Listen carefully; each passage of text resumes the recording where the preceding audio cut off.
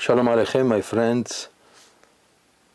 We will say a few words about the parasha, the portion of the Torah that's coming this coming Shabbat, and that is Parashat Tissa. The Parashat Tissa is a parasha that has several subjects. Of course, there is the story, of the golden calf, the sin of the golden calf, which is unbelievable.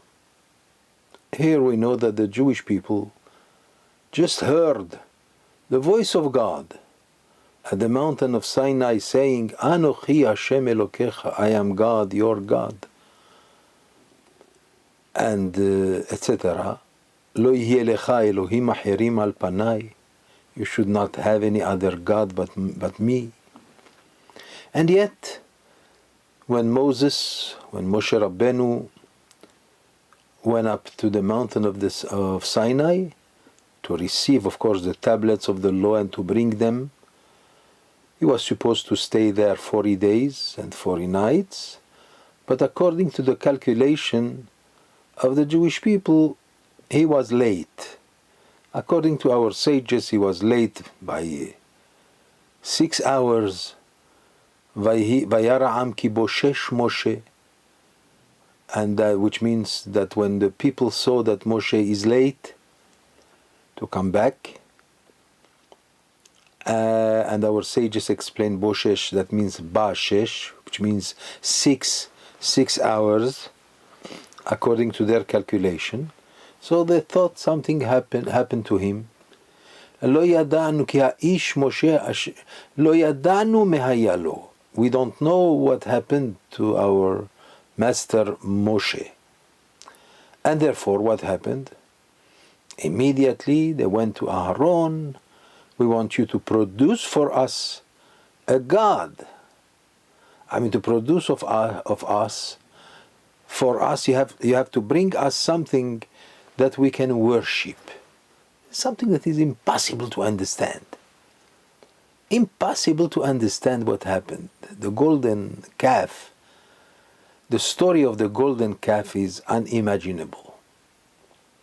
How is it possible that people who went through all the miracles of Egypt and their deliverance with such a great hand of God, so evident, how is it possible that after they saw the splitting of the sea, let alone the 10 plagues that fell upon the nation of Egypt, and then coming around the mountain of Sinai, which is something that we cannot even describe, the holiness of the place, and now suddenly they want an idol to worship?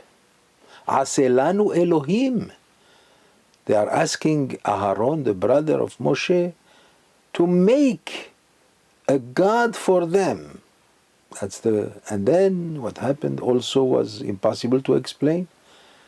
That Aharon, out of pressure, and according to the Midrash, because they wanted to ask the prophet Hur, the brother of Miriam, the sister of Moshe. So, and they killed him. So Aaron was afraid that they will kill him also, which will bring disaster, total disaster upon the people of Israel. So therefore, he acceded to their wish to do something about it. So he collected the gold that they were able to give him, and he threw it in the furnace, and the golden calf came out. And they said, this is the God that brought upon us the redemption. Can we understand all this? It's impossible to understand. There are several commentaries on that. There is one commentary that we do believe in it, that in fact the one who influenced the rest of the Jewish people was about 40,000 people among the Erev Rav, the other nations who came out, who were slaves in Egypt and came out with the Jewish people, and they pressure the Jewish people to do that, which is also impossible to explain. I mean, we're talking here about millions of people versus 40,000 people. And the Erev Rav, the problem of the Erev Rav is known. This part of the Jewish people that, the people that came out from Egypt and who converted, some kind of conversion under the leadership of Moses, right? And they became Jews. So those people were still with the feeling towards idol worshipping that is very strong compared to the rest of the Jewish people. Even though the Jewish people itself were idol worshippers before, like we recite the night of Pesach in the Haggadah, Mitechila ovdei avodah zarah hayu avotenu. In the beginning, our forefathers were all idol worshippers. By the way, idol worshipping is not equated to atheism. When someone says, I do not believe in God, it's something else than somebody who is worshipping an idol or some kind of forces of nature. As we know, Elohim means one of the forces, a force of the nature. So there are so many forces. We could check into the Rambam in Ilchot Avodah Zarah, or in many other places in which the Rambam says that in fact idol worshipping started out of adoration of the Almighty Himself, and little by little it was degraded because of the passing of time, and people thought that what started in the beginning as worshipping God Himself, now it's worshipping the forces that God created. So little by little, with the generations passing by, they forgot about the Almighty God, and the idol worshipping became developed to such a point that it became in the form of so many gods for so many nations, and the world was permeated with Avodah Zarah, idol worshipping. But it's not like today when we have no more idol worshipping, but there is that which we call atheism. People who say, I do not believe in God. Of course, that's another issue that has to be discussed some other time.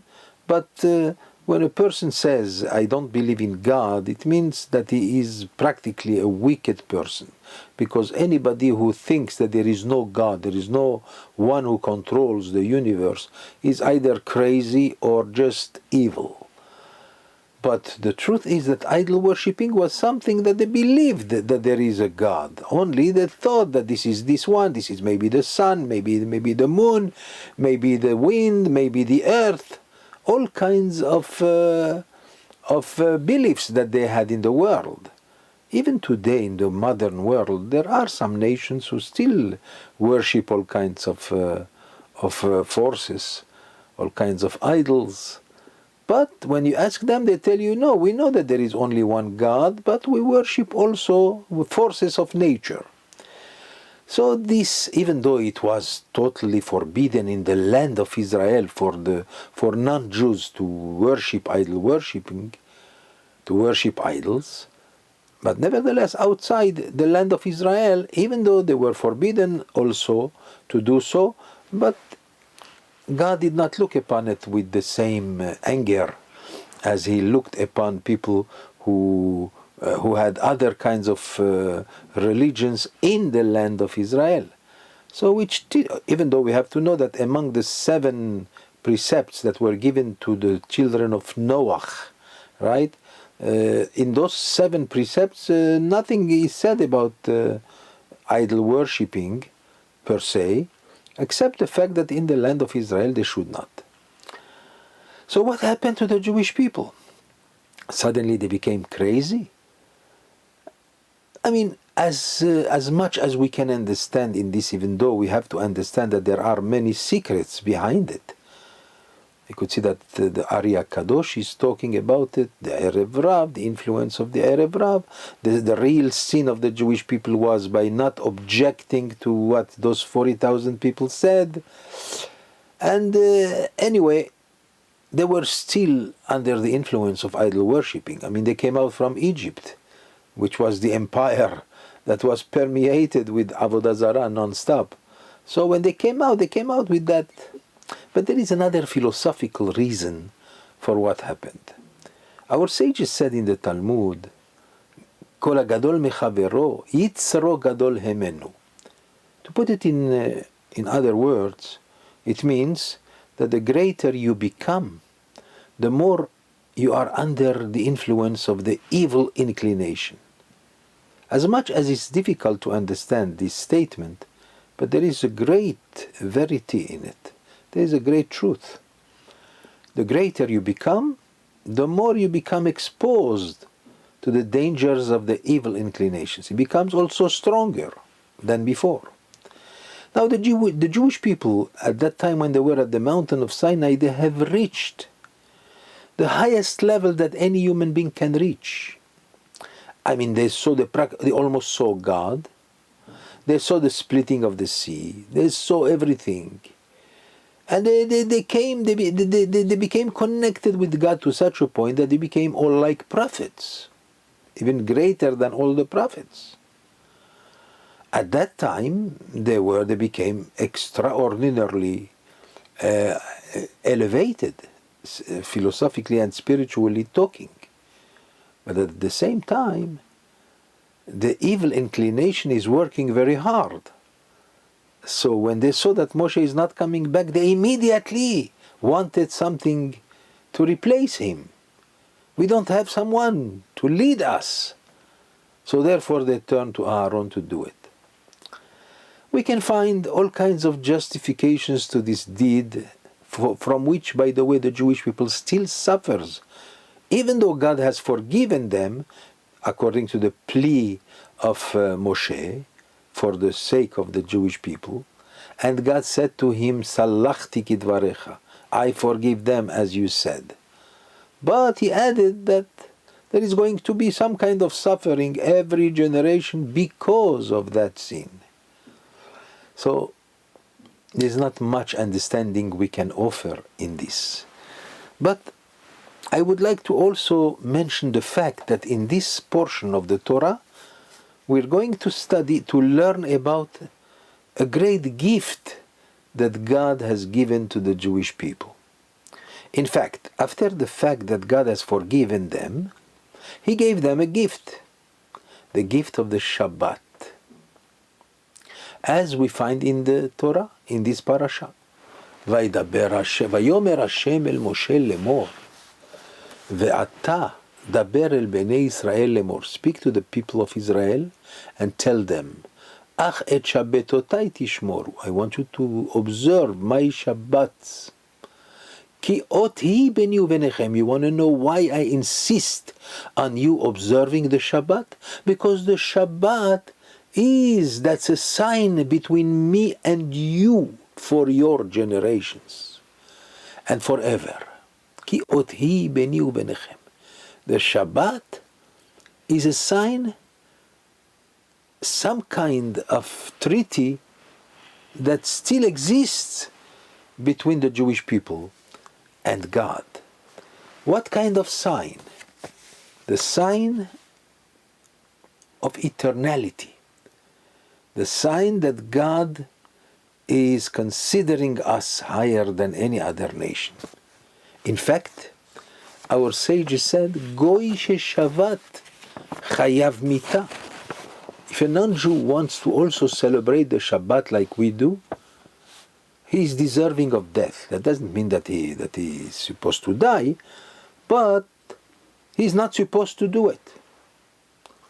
In fact, it's something that is difficult to understand also. Why not? If a Goy wants to celebrate Shabbat, why not? The answer is, while he can do, by the way, the Maimonides, the Rambam, in the Masechet, in the Talmud in the Mishnah of Masechet Trumot, we find that it's there, that is written there, the Maimonides write, Im Goy yesh lo tvu'a umafrish truma, mimena, אף על פי שאינו חייב ההפרשה כשרה, ויש לה תוקף של תרומה. If a Goy, for example, wants to fulfill the mitzvah of Truma. Truma is that donation that every Jew is under the obligation to give to the Kohen, right, to the priest. I mean, it's about 2% of all the produce of his land, right? But this is exclusively for the Jewish people. And yet, if a non-Jew wants to do it also, while he doesn't have the obligation to do it, but if he does it, it's a mitzvah. I mean, he has fulfilled a good precept for which he doesn't have the same reward as when you are under the obligation to do a mitzvah, but nevertheless, it's okay. Same thing also for sacrifices to bring to Bet HaMikdash, to the temple. If a non-Jew wants to bring it, we accept. It's okay. With some kind of reservations, but we accept. In fact, any other mitzvah. I mean, if the Jew wants to put tefillin on himself, let him put tefillin if he wants. He does the mitzvah, Hashem will give him a certain reward, even though it's not the reward that the Torah talks about. The same thing also with every mitzvah. Every mitzvah the Goy can do, except Shabbat. Why is it that Shabbat he cannot do? He cannot observe Shabbat unless if he converts and he becomes a Jew, then he also can celebrate Shabbat. But otherwise, while he remains a non-Jew, he cannot celebrate Shabbat. Why? Well, you have to understand that Shabbat is known as matana. It's a gift. A gift that was given exclusively to the Jewish people. And we find this, of course, everywhere in the Talmud, in Masechet Sanhedrin, on page 58. We find it in the Masechet Shabbat. But we find in the prayer, the usual prayer that we say on the day of Shabbat. What do we say? Velo netato Adonai Elohenu legoy ha'aratzot. God says, I did not give the Shabbat to all the nations. Velo inchalto malkenu le'ovdei elilim. Our King, God, did not give the Shabbat to all idol worshippers. Gam bimnuchato lo ishkenu arelim. And all the uncircumcised will not have the permission to rest on the Sabbath like every Jew. Ki le'ammecha Yisrael netato be'ahava. Because I have given it, that gift that we call Shabbat, I have given it only to my people Israel with love. That's how we describe the gift of Shabbat to the Jewish people. And by the way, it's a sign that God has forgiven the Jewish people through the gift of Shabbat. So now we understand why it cannot be given to anyone else except the Jew. Of course, the nations have found a way how to replace Shabbat. They took Sunday. The Christianity has adopted Sunday as a holiday. The Islam has adopted Friday. But everyone had to find something else instead of the Shabbat. I mean, even the church, they did keep the Shabbat for 300 years after the destruction of the temple. But after the birth of Christianity, it took them 300 years to finally admit that the Shabbat is not theirs, therefore they have to take another day. So while we celebrate the 7th day of the week, they celebrate the 1st day of the week, which is okay, fine, no problem. But not Shabbat. It's not given to the rest of the nations, it was given only and exclusively for the Jewish people as a sign of love between God and them. You see, you go to the other precepts of the Torah, like for example the mitzvah of tzitzit. In other words, the talit and tzitzit. It's okay. It's not a gift. It's an obligation. It's one of the laws of the Torah. Tefillin. It's one of the laws of the Torah. It's not a gift. I mean, matzah, when we eat matzah on Pesach, it's a mitzvah, right? But it's not a gift. But Shabbat is considered a gift, and the gift was given to only one nation, the nation of Israel. Therefore, a non-Jew is not allowed to celebrate Shabbat. in order to celebrate the Shabbat, you have to be part of the Jewish people. There's no other way. There's no other way. Now let me just tell you what the Midrash tells us. The Midrash tells us, it says in the Midrash Rabbah of Bereshit, Rabbah, Amra Shabbat lifnei HaKadosh Baruch Hu. Shabbat turned to Hashem himself and said to him, Ribono shel Olam, lechulam yesh ben zug. To every day there is, in other words, there are couples among the days. I mean, Sunday has Monday, Monday has Tuesday, and so forth. But what about me, she said. I am Shabbat, I don't have a partner. Who is my partner? So God said to the Shabbat, don't worry, your partner is Israel. Now, see, it belongs only to the Jewish people. We find also that the holiness of Shabbat has something to do with the holiness of the Jewish people. Now, when we talk today about the holiness of the Jewish people, it's again another kind of philosophy that is difficult to perceive because, I mean, where is the holiness today?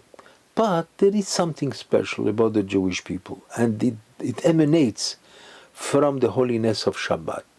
It says so in the book of Tana Deve Eliyahu, Kedushat HaKadosh Baruch Hu, the holiness of God, Kedushat HaShabbat, the holiness of Shabbat, and Kedushat Israel, Shlosham Chashuvot Ke'achat, and the holiness of the Jewish people. All the three kinds of holiness are considered like one, right? From this we understand, as it says in the Mechilta in Parashat Tissa, Ki Kodesh hi lachem, that Shabbat is holy to you. Magid she'Shabbat mosifa kedusha leIsrael. From this we understand that the Shabbat itself gives more holiness to the Jewish people. Now think about the fact that so many Jews do not keep Shabbat. It's terrible, because Shabbat is not like any other precept of the Torah. The Shabbat is a special gift that was given to us, a gift that gives us full freedom and rest from the rest of the week. And so many Jews do not keep Shabbat. Even lately, even in the land of Israel. We just heard about one of the mayors of Israel, Tiberiad, I think, has decided that there is going to be circulation on Shabbat. We are not going to forbid any circulation on Shabbat or any. Yeah, he forced things that are anti-Shabbat. I mean, you cannot. You could be perhaps a Jew who does not keep the Shabbat, but don't be against the Shabbat.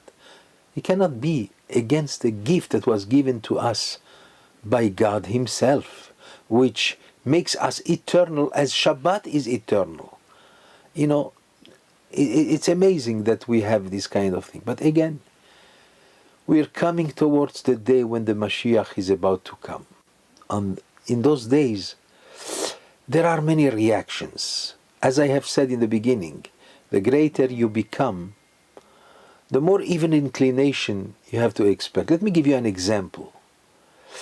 You see, many Jews went outside Israel. They went to New York, to American country, and they went to France, they went to Europe. All these Jews, many of them became good Jews. Why? Because the only way for them to still belong to Judaism is by belonging in a shul, in a synagogue, or anything that reminds them of their Jewishness. Automatically they became religious. But in Israel we find a different thing. While the Jew, it's like the Jew relies on the fact that he is in the land of Israel, therefore he doesn't need the rest of the mitzvot that were given to us by the Torah. It's a very big error. But again, the holiness of the land of Israel is what causes the power of unholiness. You understand? The Zohar HaKadosh says that, the Holy Zohar says that the more purity there is, it is surrounded by impurity. The greater you become, the more you have to expect from the evil inclination to surround you. And that's why we find that in the land of Israel, Jews are a little more, are different. The mentality of the Jewish people is different in the land of Israel. I come from America, so I know. I spent most of my life in America. And now coming back to the land of Israel, I realize that the mentality is totally different. Here, the Jew is haughty. He could be anything, but if you tell him to reprimand or something, you tell him, do this mitzvah or not, or don't do this or that, he immediately will tell you, who do you think you are? But in America, people were more respectful, were more considering. I mean, they respected the Torah, they respected even those who did not, who were not religious, but they respected you because you are religious. Here, it's the contrary. It's lamentable, it's terrible, but we hope that this is only a sign that there is going to be a big change soon. The prophets have said that, and also the great sages said that in fact, when you see that the time becomes more and more like it looks more evil, so expect perhaps the steps of the Messiah. So that's what I can say. The gift of Shabbat is irreplaceable. It's something that we cannot give up. It's that the more, like it says, the more we kept Shabbat, Shabbat kept us alive. The Jewish people is still alive, and that because of Shabbat. If there was no Shabbat, there would be no Jewish people today. And I don't have to say that if there is no Jewish people today, even though it sounds very presumptuous, but at least according to our writings, to the holy writings, there will be no world. No nation would survive if there is no Jewish people. And yet the whole world is against the Jewish people, trying to finish with all of us. If they only understood the big mistake that they make. But on the other hand, it's God's doings. And God knows that we have to be a nation, Am levada dishkon, it has to be a nation by itself. It cannot become like the other nations, because we are the source of life of the world. I know it does not please every ear to hear that, and it sounds that we are presumptuous. That's not the point. The point is that when you look into the holy writings, the Bible and the Talmud and others, you will find out that this is the truth. Otherwise, how do you explain the survival of the Jewish people today? How do you explain the hatred of the world against the Jewish people when the Jewish people didn't commit any offense, anything that is undignified against any country of the world? You could say that they brought a lot of blessings. Like I mentioned many times before, the Jewish people did donate, did contribute so much of itself to the world in many areas. So why is it that they want us not to live? We bother someone here in this world. But the point is, perhaps because of this, we are still Jews. Maybe if they loved us like they should have, we would have assimilated long time ago. But there is one thing that kept us alive. Of course, the Torah goes without saying, of course. But Shabbat, ki ot hi beni uvenechem. See, and also we say in the Kiddush of the morning of Shabbat, what do we say? Veshameru bnei Israel et ha-Shabbat, la'asot et ha-Shabbat ledorotam berit olam. Beni uven bnei Israel ot hi le'olam. God says, between me and the Jewish people and the children of Israel, Shabbat is the sign forever between me and them. Ot hi le'olam. Ki sheshet yamim bara Adonai et hashamayim ve'et haaretz uvayom hashvi'i Shabbat ve'nafash. Because this testifies, Shabbat testifies to the fact that God created the world in 6 days, and on the 7th day God rested. What does it mean? That means, it means that we need more lectures regarding that.